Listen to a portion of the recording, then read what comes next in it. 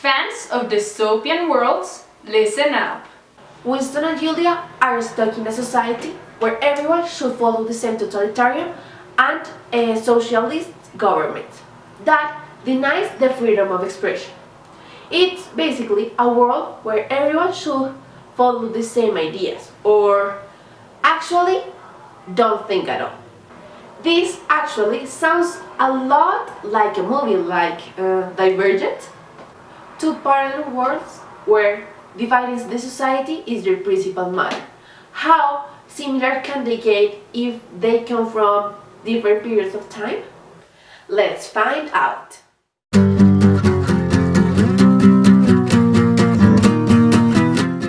1984 is a world where the party controls everything and everyone, by the help of some small society groups called ministries. And Big Brother, the face of all the party, is always watching you. On the other hand, Divergent is a future city that is divided in some factions. All of these groups or factions are controlled by one, called Erudite.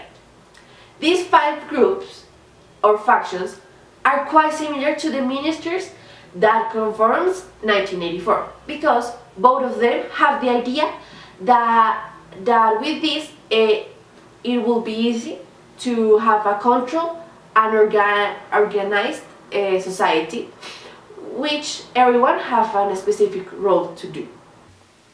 Dantes is very approximate to the Ministry of Peace and the Ministry of Love, since they all try to obtain what they want by the use of guns. Erudite can be compared to the other 2 ministries, the Ministry of Plenty and the Ministry of Truth, since they all have more power or choice over decisions made within the society due to their intelligence. Candor and Amity are 2 factions resemble to the outer party, considering they tend to be peaceful and just follow the rules. The selfless ones in Divergent, which were called abnegation, are synonym of the pros. They are both denied by society and never taken into account. Now what about Winston and Julia, or Tris and Ford? They thought different from everyone because they were against the power and the system within. I think Winston and Julia are divergents from another age or time. Let's not forget romance. In spite of all the problems they had to face, they ended up together. Well, without taking into account the end of the book, cause Tris and Ford did actually win against the established government and didn't let Big Brother get into their heads. How could we skip the punishment part? The truth serum that is used in Divergent to control people's thoughts is also used in 1984 as Room 101. They are pretty much the same, since they are both made to control people's thoughts by facing their greatest fears.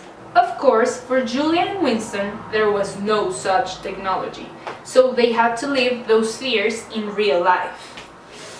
Ouch. On the contrary, the serum made your mind take you to those panic events. Scary, but not that real.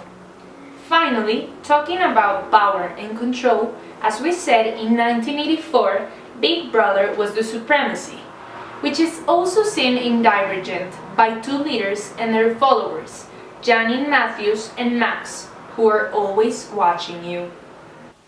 Pretty alike, huh? Both are great stories, but just in case you were thinking the same, I'd rather stay with 4 too. To be honest, it scares me a bit, because maybe Divergent and 1984 are a warning for the human race. Maybe there's no better way to open our eyes against repression than being moved by love. Maybe love made them conscious. Maybe it's the only way to reveal. As George Orwell said, until they become conscious, they will never reveal. And until they have revealed, they cannot become conscious. Don't think at all. Reveal. Reveal. They just